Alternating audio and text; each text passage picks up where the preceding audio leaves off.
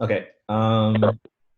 Yeah, I can hear somebody talking, but I can't know who it is. But anyways, this is a review paper, a deep learning framework for neuroscience, and it was written by quite a few people, quite a few machine learning and computational.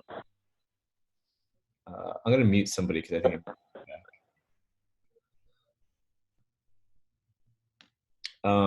But anyways, so this is kind of the big writer on this was Blake Richards. But then there's a lot of others, and I hope you read the paper so you can see all of them. But okay, so there's kind of three big points that I'm going to go over. I didn't find the paper to be as well structured as I had hoped, but the first thing I'm going to talk about is kind of what kind of evidence do we have that it is a good idea to compare sort of our work, or not our work, but the work of neuroscientists to what has been found to be effective in understanding machine learning. And then I'm going to go through these point by point, and then I'll go over the actual framework itself that is proposed by these authors. So the first one is kind of primate perceptual systems. And this is kind of early work done pretty much in the early thousands about how does the primate perceptual and motor system work. And then we'll kind of look at what are the emergent phenomena that we do see in neurophysiology, and how is it sort of recapitulated when we train artificial networks to accomplish the same task. And then lastly, we're going to look at, this is kind of just like something that was thrown out there, but this is backpropagation and how it could be biophysically feasible.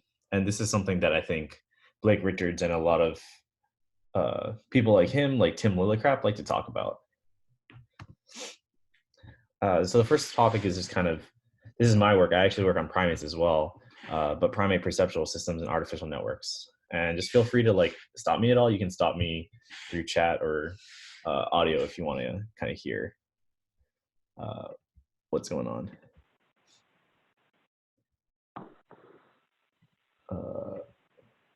Sorry, I had to mute whoever's calling in because I can hear your phone a little bit.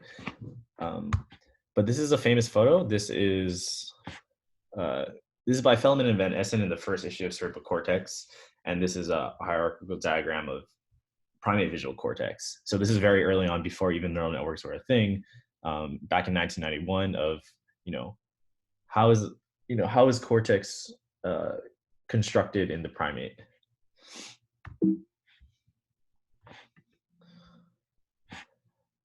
And so kind of what we, after a little bit of investigation using electrophysiology, we find that V1 through V4 down to IT, which is inferotemporal, we start to see this kind of hierarchy of representation. So it starts with receptive fields. So receptive fields are kind of the portion of visual space that a neuron in the visual cortex is responsive to. So they start out very small, and they start to get larger and larger. And at the same time, we also see these features start to complexify. So we start with edges and line detectors. That's even present in the retina, or it's actually present in V1. And as we move up this hierarchy, we start to see shapes, objects, and faces. So we start to see faces down in the fusiform face area. And in particular, this is in one visual pathway, which is kind of the wet pathway, which kind of goes down and underneath. So it goes from V1 to V2 to V4 to IT. You can see that on the left. This is kind of in contrast to a wear pathway. So the wear pathway goes up here, it goes dorsally, versus this ventral pathway is the what.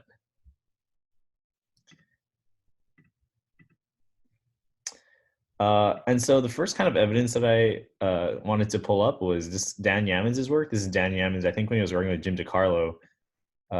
He's a professor now. And so essentially what he was looking at was, how can we mimic, or how can we use an artificial network, a feed-forward network, and what does that say about our ability to model the V1 to V2 to IT pathway, which, as I just mentioned, was the ventral pathway. So they pretty much changed this. They trained this artificial network on this same image recognition task, and they did find that they were able to predict both the, what was visual on the screen from the artificial network, and previously they knew that they were able to predict from unit activity what image was being looked at. But more than that, they were actually able to kind of on the right here, they were able to predict that this network that they called HMO, um, sorry, I think I'm getting emails, was able to predict kind of more closely this IT population, which is the actual population activity of neurons. So, when you get a really big and deep network, you kind of get a lot more activity that's like what you see in kind of latter portions of the ventral stream. Does that make sense? So continuing. This kind of raises the question, and I honestly kind of just put this down because I'm one of the authors on this work, but how does this compare to the murine visual system, which is now for sure the number one system that we use in systems and computational neuroscience, having moved away from the primate? So in this study by, so the study up here is Saskia, I think it's DeVries et al. I actually can't, I have too many windows of it. I can't even see our own screen. But what they did was they trained the VGG16 network, which is a feed-forward neural network, and they looked at these receptive fields. And so you can kind of see that this feed-forward network also exhibits receptive fields that complexify, just as in the primate that we just saw. So now looking down here, what we can see is as we look at these different layers in mouse visual cortex, we actually don't see kind of what we expect to see.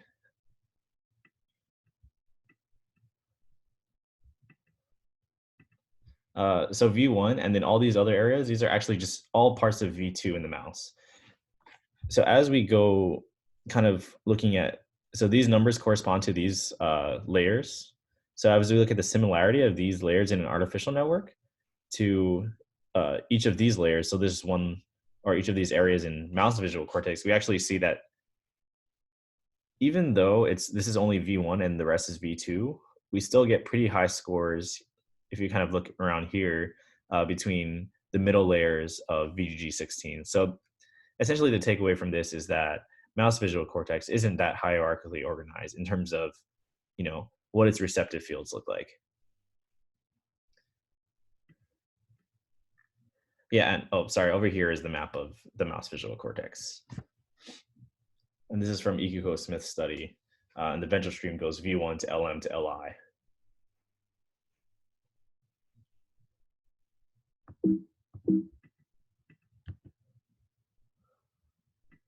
And so now looking at kind of, what are the emergent phenomena that we can see in biological and artificial neural networks? What are the things that once we construct the network and we train it on a task, what are the things that we note about its neurons? What are some special properties? This one I got from the past presentation that I gave, but this is just pretty much showing that when trained on kind of input data, this sort of feed-forward neural network by Clinton Ecker, it recapitulates these sort of receptive fields, which you should recognize if you've done a little bit of neuroscience as two different types, and they're, well, actually they just show one here, but this is kind of the classic inside out, outside in receptive field. And this kind of just spontaneously arises by training feed-forward net on just natural image data. And here's another one.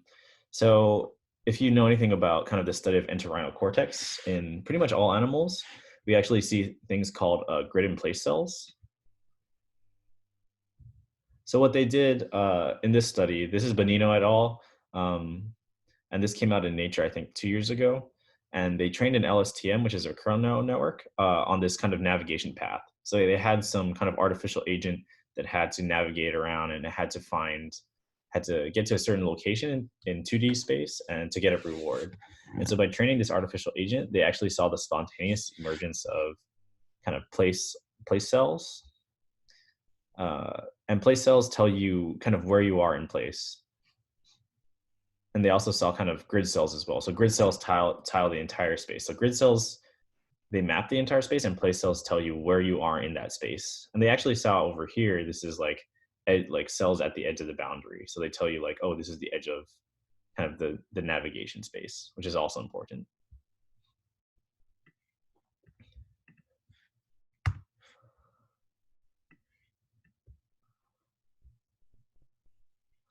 Um, so this is kind of looking at the first. Sorry, there's a lot of windows open. I can't see my own pointer.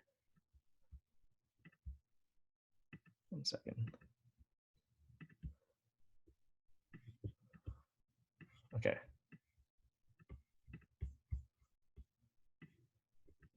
So this is one last question: is biologically plausible network learning? Uh, and this is kind of the study of like how might backpropagation occur in the brain. And this is really important because most of the time, almost all the time that we're training are these artificial neural networks, we kind of need to, there's kind of a disconnect because we actually need to share information across all these weights, all these neurons to train an artificial network. But it doesn't, there's a lot of skepticism on whether biology can do that as well. And so these are some proposed theories of how that might occur. This is essential to it. This is the credit assignment problem that was mentioned in one of the boxes in the paper. And this is kind of how do you tell which neuron what to change, about its pattern of activity and in what way, such that the entire network gets better at a certain task. And that's illustrated here is that you have this dorsal and this ventral stream, but both of these areas need to coordinate to accomplish this task. If you need to do something to an object at a certain location, you need information from both of these kind of output areas and then feedback that feeds back into these higher order areas. But it can be a little bit, you can tell it can be a little bit difficult to communicate between these. And so this is kind of illustrated here. What is backpropagation? So backpropagation is all of these output neurons, they'll signal kind of an error and a direction to previous units. And that'll say, oh, we need to all coordinate and change in this way such that the error is reduced.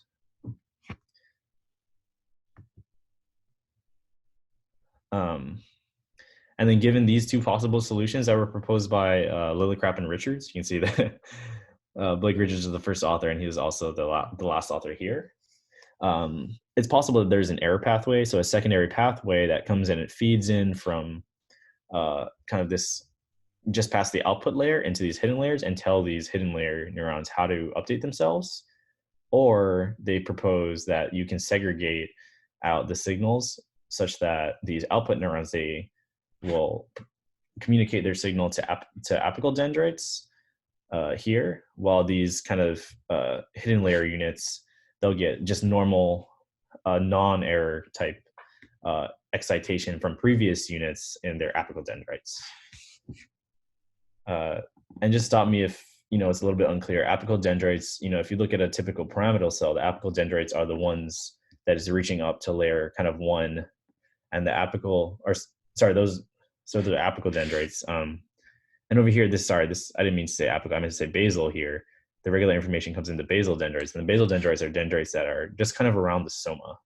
So I encourage you to take a sec and look at a diagram of what a pyramidal cell looks like. Yeah, the big arbor is the apical dendrites, and then you also have dendrites around the soma called basal dendrites.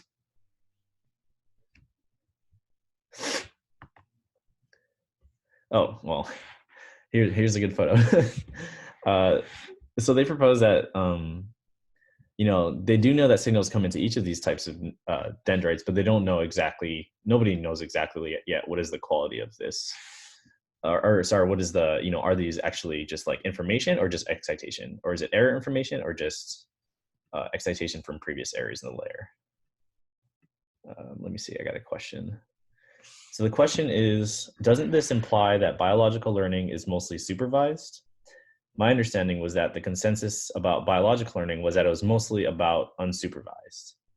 I think I would intuit, and I think the authors are trying to say that, it can be a little bit of both. So anytime you have kind of feedback that is going to be supervised learning, it's going to say, I kind of know what to expect. I kind of know what the answer is.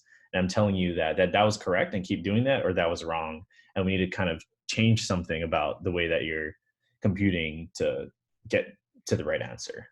So this is supervised, but there is a lot of unsupervised learning, and I'm going to get to that in a little bit. I kind of conceptualize unsupervised learning in the context of the brain being everything that the brain knows without having had to learn it. And that's kind of inherent in the intrinsic structure of the brain, which, you know, was supervised at one time. It was supervised by evolution. Like some things worked, some things didn't, and they got set in stone. And so because they're kind of set in stone priori, we kind of say, oh, it's unsupervised. The network already kind of knows what to do. But it was at one point, I guess, supervised by evolution.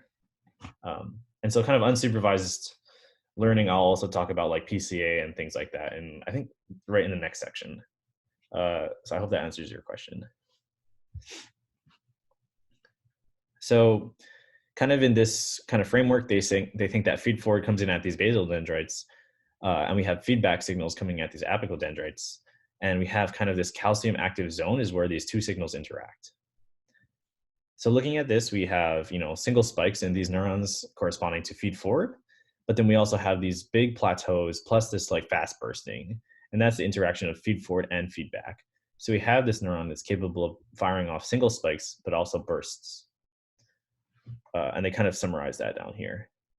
And this is actually another paper. This is a paper that came out right after the one I showed previously, also by the same authors. So these two are like really trying to find how backpropagation works, and one of them works for Google, so they probably invested in that as well. And then to show that this is not like just theorizing, like we actually observe this. This is from my friend Xiaoshan Jia, and she looked at kind of using these neural pixels, which these are really high density. So if you can look at the axis on these, this is just 0.1 microns right here, and it takes up all this space. And each one of these little blocks is an electrode, is a channel. So you can record from all these blocks, which are a lot smaller than a neuron itself. A neuron is typically about 10 microns across at the soma. So instead of recording like one waveform per neuron, you actually see kind of how the electric potential changes along the neuron as it's firing. So we really get this, they kind of like an electrotopic map. It's the electronic topology around the neuron. And so using this, so time on this is on this x-axis. And so you see that, this impulse, this like depolarization, it actually travels forward in time as you're going up. And what this means is that the action potential is propagating upwards instead of just in the downward direction, which we typically see. And so that's important because this is a backpropagating action potential. And this is how maybe feed forward signals will propagate back up into the calcium active zone and then interact with feedback up here. And so maybe, action potentials can go up, computation can happen up here and come back down. Or it can go up and then change how these synapse behave at the feedback, or how it interprets feedback and things like that. So there's a lot more complex interactions than the typical thing that you've heard in neuroscience class of, oh, signals come in, they go down, and then they go out through axons. Now, it's a little bit more complicated than that. And again, these are layer 5 pyramidal cells. And then over here is just pretty much just more details showing that same backpropagation. No, I shouldn't say backpropagation. It's too strong a word. I'm going to get in trouble. But the backpropagating action potential that we see here in these three types of cells. And then just one more point is that, we do find kind of rare, these kind of like bursting neurons that are very stimulus selective. And they also they go between high bursting and thin spikes. And these are present in monkeys, but they're not present in mice. So maybe that's an important part of cognition, that monkeys, or at least primates, can do this sort of computation between feed forward and feedback that maybe either mice cannot or mice accomplish differently. And so that was like the first part of this talk. And then the second part is looking at, what is the actual framework that they're proposing? So they kind of look at these three things, which is objective functions, learning rules, and network architectures. And these are kind of the three things that they want all neuroscientists to keep in mind whenever they're dealing with their biological neural networks, because these are things that machine learning scientists and artificial neural networks have found to be very important. And looking at this, we can look at what sets up this gradient, what sets up this entire landscape is actually the objective function, because it's saying, oh, where's the peak? Where should I optimize to? And then the other one is the learning rule, and that tells you how to climb the peak. And then over here is kind of the network architecture, and these actually have a huge impact on the ability for the network to learn, and in what it should learn and in what direction. So we have kind of like an autoencoder in the middle over here. We kind of had this, I guess this is like a dense feed forward with, you call them like skip connections, or connections that go from early to late. Although I know that skip connections are more typically are between layers, between hidden layers, instead of, it kind of looks like this is an input to an output layer. Yeah, so the first one up is objective functions. They kind of talked about objective functions kind of broadly, but I'm gonna more narrowly define it. And this is from Azif Ghazanfar's work. And this is something that's called ethology. And so ethology is the study of an animal and what it tries to do in its natural environment. So, for the purpose of experimentation and controlling for variables, when we're in the lab and we have our model organism, our mouse, we put it in a very sterile environment with no conspecifics. Conspecifics are other organisms of the same species. So they're housed maybe alone in a sterile environment, head restrained with a microscope on their head. And they're doing this task, which is not really something that they do in nature. Like maybe they're licking to a left or right lick spout. That's not something they ever do in nature. But we really try to constrain all that variability to kind of get at what the brain is doing. And this is kind of, if we want to find these objective functions for the brain, we have to consider what the animal naturally wants to do. And so this is just kind of a reminder, the brain, sometimes you don't just take it out and do a patch clamp on it. It does have a body. It lives in the world. It does things in the world. The brain's purpose is to, elicit behavior that helps the organism. And then we have all these like different layers of, I guess they're calling it like historicity. So evolution, like going back to the previous question, was, trains these brain systems to have this certain architecture that develop in a certain way. And so each of these organisms have these more plastic structures that build up certain memories. And then we also have kind of like the day-to-day. I'm gonna stop sharing I can't tell if it's getting like, my flux just turned on, so I hope it's not turning super red for y'all, but just let me know. I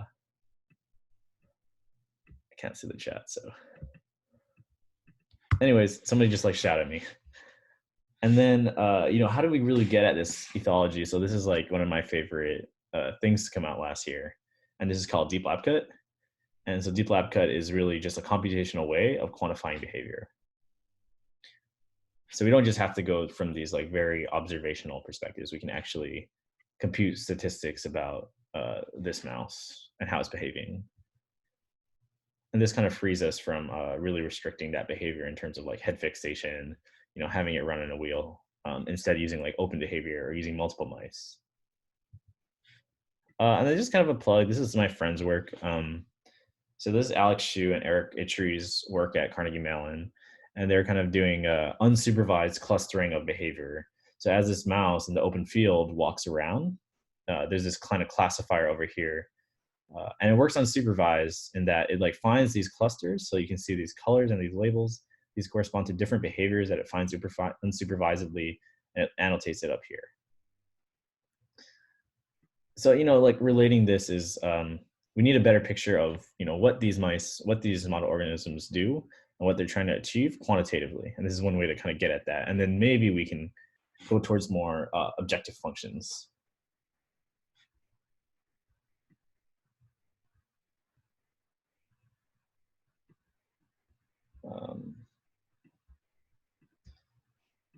Yeah, okay. So now we're gonna look at learning rules. So again, objective functions shape the cost landscape. They shape, where am I trying to go? How am I trying to optimize my behavior to achieve a certain end? And then the learning rules, how do I actually get there? How do I compute that? And so they kind of talked about, to be honest, I didn't really understand the inclusion of this, but across this landscape, there are many ways to get to the peak. We can go directly up to it. We can kind of swirl around and kind of with kind of this flux, uh, or we can kind of collapse inwards towards, we're partially following this gradient. Um, I guess there are some studies that even say, you don't even want to find the most optimal location in this fitness landscape because that leads to a loss of generalizability. But I don't even know nearly enough to get into that. And so kind of to that end, what are the learning rules, my own learning rules? What are the learning rules in the brain? And so I'm just plugging this work is by Dmitry Chuklovsky and Cengiz Pehlevan. Well, I guess this is just Cengiz Pehlevan, but he works with Dmitry Chuklovsky a lot. And so looking at, how can literally single units achieve these unsupervised kind of objective functions. So he's just using these neurons, and you're just using Hebbian and anti-Hebbian learning and using excitation and inhibition. And he finds that they can actually compute at a single neuron level these kind of objective functions. So the way that these are connected and the way that these talk to each other, that's the learning rule. Because in the past, we've just talked about backpropagation. But you can see this kind of gets complex pretty quickly. There's sort of, I feel like, a disconnect between what the organism is trying to do and what single neurons are able to do, what the objective function for the animal is and what the objective function for the neurons are and the network is. And I don't think that was disentangled, I think, well enough in the paper, or at least I misread it. So he's trying to show here, he actually shows that neurons, and it's been known for a while that neurons can do PCA, and this is called OJ's rule. That's OJA, his name, OJ's rule. But you have all these other kind of methods as well. So I think Patriot, this is your question on unsupervised learning. Like, where is unsupervised learning in the brain? Unsupervised learning is kind of looking at trying to accomplish all these different tasks according to these certain objective functions. And most of these are manufactured. Most of these are just for looking at data. But some of these, like PCA, are true and they're found in the brain. Yeah. And then this one I have to mention because it's so important now, especially in artificial intelligence, is looking at how dopamine behaves and how dopamine predicts reward. And this kind of birthed a lot of reinforcement learning. So if you know, like Demis Hassabis and Silver and all these people that were, I don't know if Silver was, but a lot of these people that worked at DeepMind, they were actually previously cognitive neuroscientists. And so this is the essence of reinforcement learning, is that you have a conditioned stimulus, and then you also get some kind of spiking of dopaminergic activity, and then you receive reward. And then, so this conditioned stimulus, these dopamines are associating this conditioned stimulus to this unconditioned stimulus, which is the reward. So it's kind of associating, oh, if this happens, then I know that I'm going to get a reward soon. But they actually don't fire for the reward. They're just trying to do the association to the reward. And then what happens if we don't have the reward is we actually have a negative or a hyperpolarization of these neurons, or at least a decrease in firing. And that also can signal like, oh, maybe I should not be quite so reliant on this conditioned stimulus to predict this reward. And so this is the basis of all of reinforcement learning. But there are a lot of other theories of how this can sort of occur. I don't know if I really buy this one. This one's very like too literalized from artificial neural networks in it. But essentially, it's like we have feed-forward processing, and certain of these neurons that have high activity, when they are presented with a stimulus, they receive these tags. And what are these synaptic tags? Nobody really knows. Like, nobody's ever found them, I don't think. But that's kind of like, when I'm ready to like evaluate, how I did, like how I performed in this classification task. If I did well, then these tags will get stronger connections. If I did poorly, then everybody that got tagged that was active in that presentation of the stimulus, they get worse. So I don't know why the citations aren't appearing, but I think the citation is in the paper. This is directly from the paper, at least this figure. Yep, and then this is them presenting again. I just wanted to use the one from the paper, and this is kind of how instead of looking at the theory of tagging, this can be like the theory of separation of cortical inputs or inputs into pyramidal neurons. So again, we have the feed forward inputs to the basal dendrites here, and we have the cortical feedback into these apical dendrites that are calculating dendritic error. Maybe they're more branched and a bit because they need to talk to a lot of people, but maybe they're really branched because this actually helps them facilitate dendritic computation, so computation of error. So I hope that makes sense. There is a really good paper, and maybe I'll find it if somebody asks, that kind of showed how this dendritic computation could occur, or like what goes on in this dendritic computation to facilitate error, I guess, calculation. And it came out like a couple weeks ago. Yeah, and the last one in their framework, so if you remember, is objective functions, learning rules, and now network architectures. So this is kind of a misleading figure, but it just kind of illustrates the diversity of network architectures that have been used in machine learning that are found to be useful at facilitating different tasks. So like, especially the ones that I like to use are autoencoders, because what they have to do is they have to reproduce their own inputs. And what that facilitates is that makes sure that these kind of hidden layers that are narrower, they have to conserve all this information.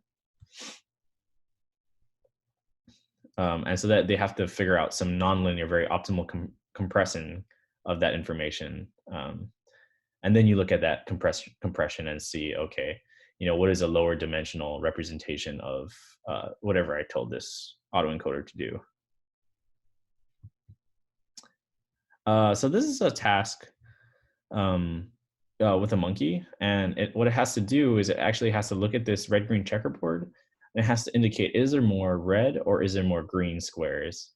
And so this monkey has to, obviously if there's a lot of red, that's an easy task, but that can be harder, and it can be almost impossible to get more than chance. And this, it needs to get this because it wants its apple juice. And so we actually can train a recurrent neural network to do the same task. So we train it here. We give it the same left-right target stimulus, and we tell it the, whatever mixture. And this RNN will calculate kind of the same decision-making that the monkey is doing. And so we train one single recurrent neural network, and that kind of gives us this sort of data. So PMD data, this is dorsal premotor area in the macaque. And when you go, you can tell left from right, but you can see that this color, this red and this green, they all get mixed up. When you look at monkey data, you can't tell which color was presented. You can only tell what direction the reach was. And this is kind of opposed to the single area RNN, where you can actually see if it was green left, green right, red left, or red right. So you have color and movement information in the single area RNN, but you don't have that in the PMD data, in the actual monkey's data. But then something that these authors wanted to try instead to kind of resemble more cortex was they actually had these kind of like densely connected areas of RNN, and then they had these sparse feed forward and feedback signals. So they had these 3 different areas, which kind of resembles the pathway from, I guess, sensory cortices to dorsolateral prefrontal cortex, which is the major decision-making area, to PMD, which is like the motor output area. So kind of forming that chain of different areas. And so this inspired them to have a multi-area RNN. So this RNN has multiple stages to it. And what they find is that when they stage the RNN in this way, you actually get back. So in the first area, you see color information. And then as you go to the third area, you lose that color information. And you just see pure motor output. Is it left or is it right? You can see all the red and green is mixed in here. And so this is a little bit surprising because, or this is not surprising, but this is like, coming from this biological inspiration of how their network is oriented, how can we use that to do a certain RNN task, and how does it resemble now, how does it make the RNN resemble more closely what we see in the actual experiment? And I think this is the last part of this section, but this is another RNN one where this is from the same lab. This is Christian Chenoy's lab. And this is a monkey that has to like touch this dot, and it has to connect these squares to get a reward. So it has to drag this around. So it has to execute a very particular reach in this kind of along this line. And so what they found was that like looking at these reaches, looking at this muscle activity data, they kind of had like a preparatory period here. And then they kind of, after the preparatory, then they moved to get the movement. And then they saw this kind of characteristic behavior. But they also saw this characteristic behavior when they trained an RNN to accomplish this same task. So you can see here that they get these signal condition inputs, like what is the reach that I need to execute, fed into the RNN. And this RNN produces, if you look at its units, it produces this kind of activity, which is very similar to what we see in the monkey, or the monkey dorsal premotor cortex. We see that here. So the RNN does a pretty good job of reproducing the kind of the muscle outputs that the monkey actually has. And they can actually use this recurrent neural network to do decoding for kind of brain-computer interfaces now because of this observation. I forgot to mention that these kind of recurrent neural networks is a lot more similar to the prefrontal network. It's not like a pure feed-forward network like in the visual system. They have a lot of lateral connections. So that's kind of what inspired these authors to use a recurrent neural network instead of a feed-forward neural network. Yeah, that mostly wraps up all of that. And I just had one more point to make. If any of you are neuroscientists, and how can we, we know what these three parts of the framework are, but how do we conduct experiments that, somebody asked a question. Okay, so I'm going to continue. But how can we construct our experiments such that we can put what we observe in our experiment into this framework and observe how do we do compared to the artificial networks. This is a paper from Simon Munsell, Anu Rai, David Cicillo, David Cicillo did this experiment. You can see he's a lead author down here, and Ann Churchland at Cold Spring Harbor. So we have two different ways we can do that. We can do the task-based approach, which is when the monkey, or I guess it's a mouse now, but the mouse sees this circle and it tries to put this circle in the center. And if it does, it gets a water reward. And it has to turn this little wheel. This wheel is like the size of like a Cheerio or something, based upon a stimulus, based upon a tone. And so what we do is we do this and we record activity in the brain, or record behavioral activity, and we fit these cognitive models. So these are like the drift diffusion models and the accumulator models that were conceived of before we had access even to the brain, just to try to explain activity. And so the way that these work is that every time they're presented a piece of evidence, it drifts towards this bound. And when it hits the bound, then an action is executed to turn the wheel in one direction or the other. Or we have in two different decisions, we have two different accumulators, and they're each accumulating evidence for each conclusion, turn left or turn right. And they're kind of racing against each other. That's what's called race model. And so when each of them hits a bound, that's when the decision is made. So that's just a purely cognitive model. It actually doesn't even need any kind of electrophysiology data or optical imaging data. Or what we can do is we can fit this RNN, and you see these RNNs are trying to do this exact same task. These RNNs are trying to, understand that they have to execute a turn of this to put this thing in the center. And so we can also, because of that, we can look at these artificial neural dynamics because we have full access to this RNN, or we can measure neural dynamics from the brain itself. And so both of these artificial model organisms and these cognitive models, we can use to try to explain the variance that we see in these neural dynamics. From both of these, we can construct a model, and we can see how well that fits what we do see in the brain.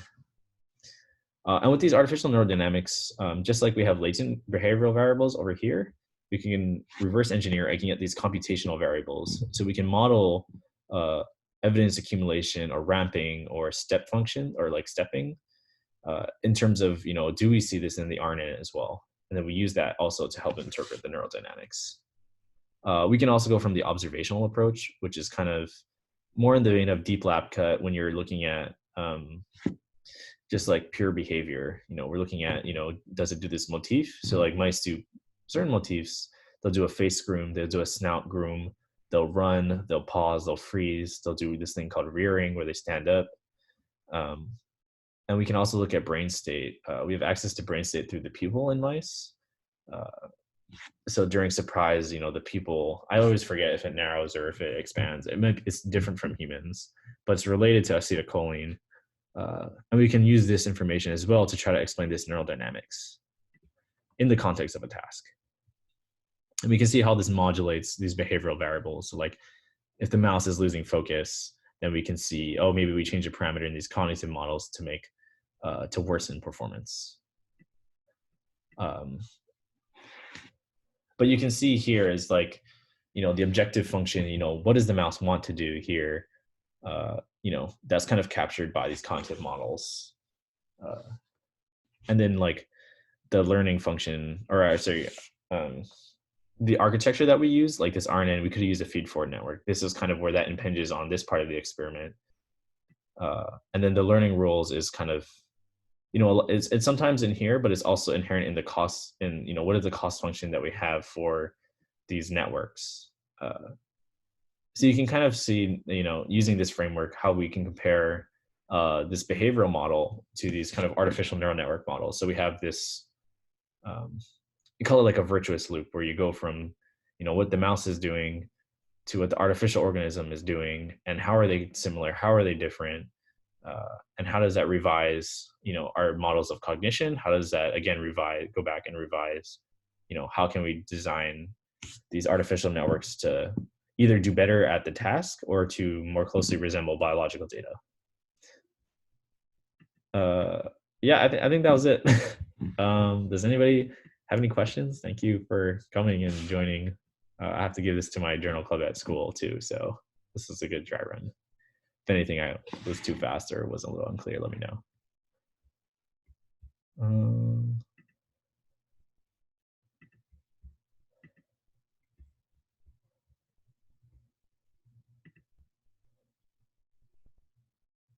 Yeah, okay, thank you.